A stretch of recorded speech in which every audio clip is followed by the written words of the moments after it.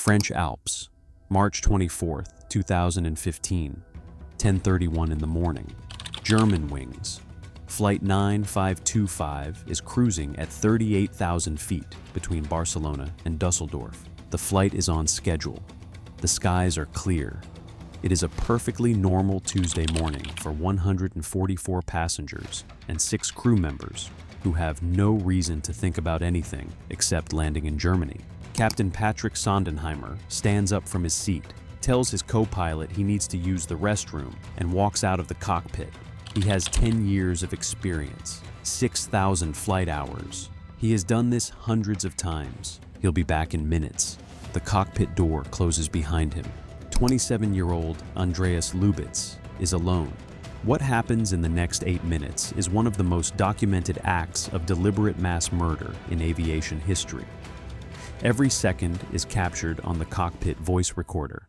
Every control input is logged by the flight data recorder. The evidence is overwhelming, precise, and completely irreversible. Lubitz reaches to the autopilot control panel and changes one setting. The target altitude drops from 38,000 feet to 100 feet. The aircraft begins a smooth, controlled descent toward the mountains below.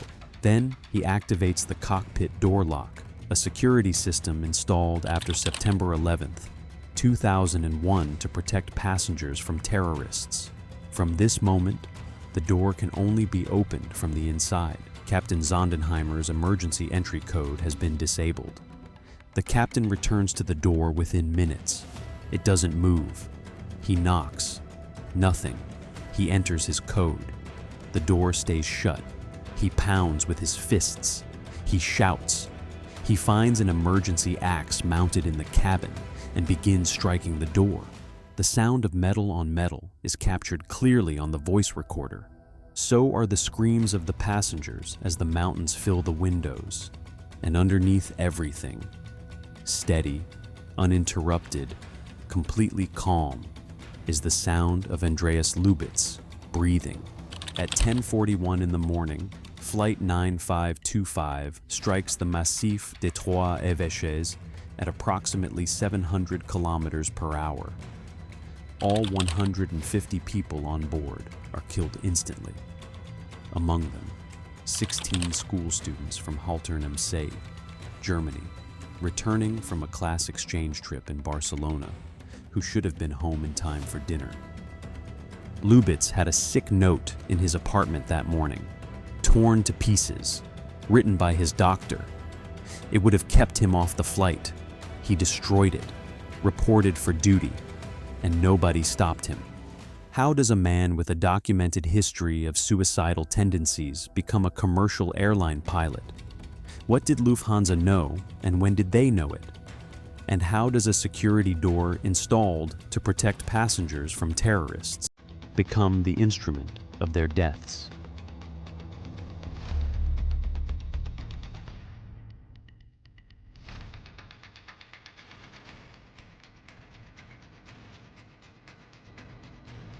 Montabaur, Germany, 1987 to 2008. Andreas Günther Lubitz is born December 18, 1987, in Bavaria. He grows up in Montabaur, in the Rhineland-Palatinate, a small, quiet German town. He joins the local aviation sports club as a teenager, takes glider lessons, logs hours in light aircraft. He is genuinely talented and genuinely passionate. Flying is not just a career aspiration, it is his identity. After finishing school, he is accepted into Lufthansa's prestigious pilot trainee program, one of the most competitive aviation training pathways in Europe. Only a fraction of applicants make it. Lubitz does. In September 2008, he begins training at the Lufthansa Flight Training School in Bremen. He is 20 years old. He is exactly where he always wanted to be. 2 months later, everything stops. November 2008. Lubitz is hospitalized for a severe depressive episode. Training is suspended. He disappears from the flight school for several months. When he returns, he sends an email to the Lufthansa training school, acknowledging what happened, describing what he calls a serious depressive episode that, he says, has since subsided. Lufthansa receives the email, files it, allows him to resume. The medical records from his 2008 hospitalization contain explicit references to suicidal tendencies. That assessment sits in a file. Lubitz passes his subsequent medical evaluations and qualifies for his commercial pilot's license. The system has its first opportunity to stop what is coming. It doesn't. What happens to a man who buries a diagnosis this serious for 7 years? And who else knew what Lufthansa's files contained?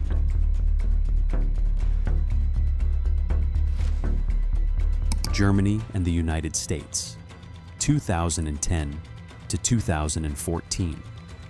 After qualifying, Lubitz continues building his career methodically. In November 2010, he moves to the United States to train at the Lufthansa Airline Training Center in Goodyear, Arizona. From June 2011 to December 2013, he works as a Lufthansa flight attendant while completing the training required for his full commercial license. In September 2013, he joins Germanwings as a first officer. Throughout all of this, he is hiding something. He visits doctors regularly. Over the 5 years before the crash, investigators will count contact with more than 40 separate medical professionals. He is managing a deteriorating mental state across dozens of appointments, carefully compartmentalizing what each doctor knows, making sure no single physician has the complete picture. Depression returns. Vision problems emerge, possibly a detached retina, that threaten his medical certification if officially documented. He is searching for explanations for symptoms he won't fully disclose to any of them. German medical privacy law does not help. A doctor who believes a patient poses a risk cannot inform their employer without the patient's consent. The pilot medical certification system relies on honesty. Lubitz is not honest, and the legal walls between his records and his employer are reinforced by statute. Germanwings will later say it had no knowledge of his mental health history. Lufthansa will acknowledge the 2008 emails were in its files. How does a man maintain this level of concealment across 40 doctors, 2 airlines, and multiple countries? And when does concealment become planning?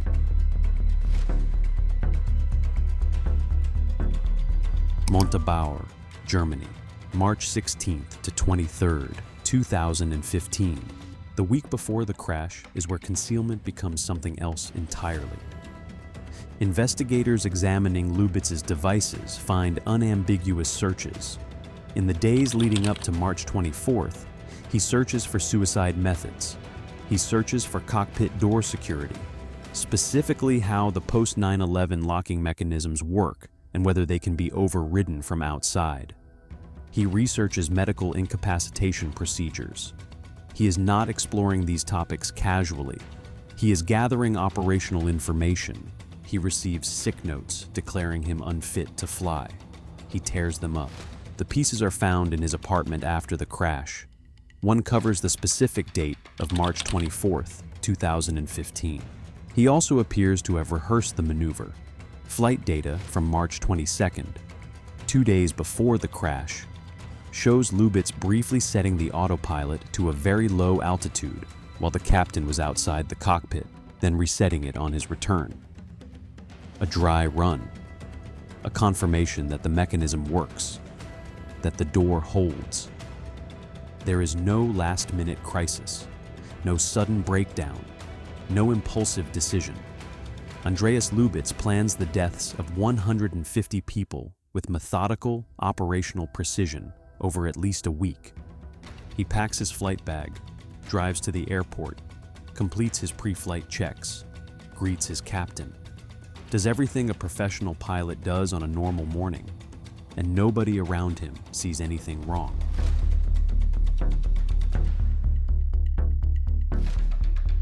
Germanwings, Flight 9525, March 24th, 2015.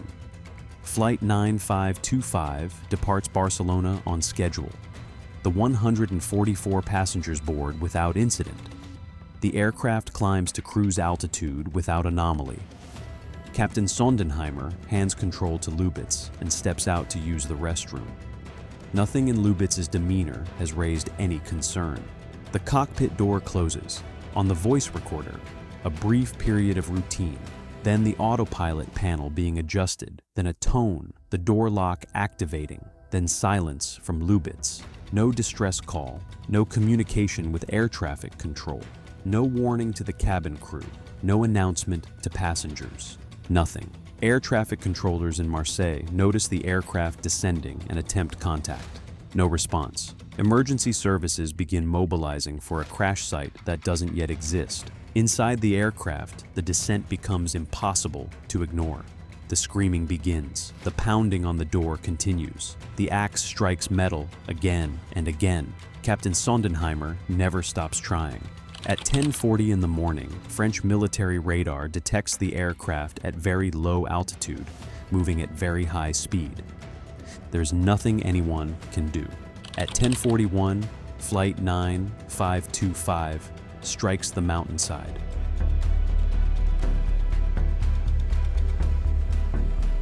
French Alps and Germany, March to December 2015. The crash site is virtually inaccessible. The Massif des Trois Évêches is remote, high-altitude terrain with no roads. Recovery workers reach the site by helicopter and on foot. There are no survivors. The aircraft has fragmented completely on impact. The cockpit voice recorder is recovered within hours. French prosecutor Bryce Robin holds a press conference within days. He tells the world what the recording contains. The co-pilot was alive. He was conscious. The descent was deliberate. The door was locked intentionally. The flight data recorder confirms every control input. Nothing about the aircraft's systems was malfunctioning. Everything that happened was deliberate human action. German authorities search Lubitz's apartments in Montabaur and Düsseldorf. They find the torn sick notes, the internet search history, the concealed medical records, the evidence of 40-plus doctor visits. The 16 students from Haltern am See are identified by DNA analysis. Their school holds a memorial. Their town of 36,000 people grieves collectively. Lufthansa acknowledges the 2008 emails. The BEA investigation concludes the aviation certification system failed. A significant contributing factor, the absence of clear guidelines on when patient privacy should yield to public safety.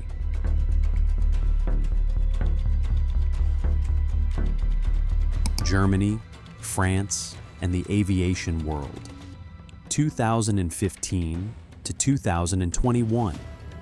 The deepest irony of Flight 9525 is architectural. The reinforced cockpit door Andreas Lubitz used to trap 150 people was installed after September 11, 2001. Before 9/11, cockpit doors were ordinary barriers. The hijackers walked through them. Aviation authorities mandated fortified doors across the commercial fleet, designed to withstand physical assault. Lock in seconds, keep threats out. Nobody had adequately designed for threats already inside. The United States had implemented a two-person cockpit rule after 9/11, requiring a flight attendant to enter the cockpit whenever a pilot steps out. European aviation authorities had not adopted the same rule. That assumption cost 150 lives. Within days of the crash, European regulators issued an emergency requirement: 2 authorized people in the cockpit at all times. The rule that might have saved everyone on Flight 9525 became standard, 14 years after it became standard in America. In July 2020, a German court ruled Lufthansa could not be held liable, upheld on appeal in 2021. Victims' families called it a failure of justice. Lufthansa had set aside 300 million euros and paid 50,000 euros to each victim's family. In November 2021, a British coroner returned a verdict of unlawful killing. It was a legal finding, not a criminal prosecution. Lubitz was dead, but it named what happened plainly.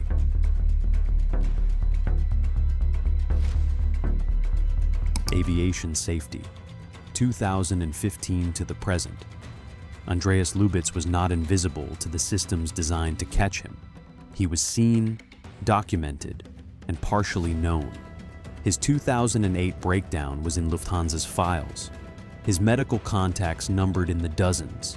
His search history was there to be found. He was a known quantity in the sense that mattered most, a documented history of the exact condition that should have grounded him. None of it stopped him. What Flight 9525 exposed was a systemic failure spread across multiple institutions and legal frameworks. Medical privacy laws protected Lubitz's confidentiality and his ability to avoid scrutiny. Pilot screening processes that relied on self-disclosure were outmaneuvered by a man willing to lie comprehensively for years. A cockpit security architecture designed for one threat had no defense against the one it hadn't anticipated. The fundamental vulnerability that a sufficiently determined person can conceal almost anything from a system that depends on honesty has no clean technical solution. 150 people boarded a normal flight on a normal Tuesday morning. They expected a routine 1-hour, 50-minute journey. The only thing standing between them and Düsseldorf was a cockpit door that opened inward, and the man on the other side of it had decided not to open it. Lubitz concealed everything from a system that trusted him, and that trust killed 150 people. But the next story is about a different kind of trust entirely. In 2003, a man in Lithuania convinced two of the largest technology companies on Earth to wire him $100 million. Not by hacking, not by threatening anyone, just by sending invoices for services that were never performed. Google paid. Facebook paid. It took years for either of them to realize what had happened. That story, next time, on Covert Case Histories.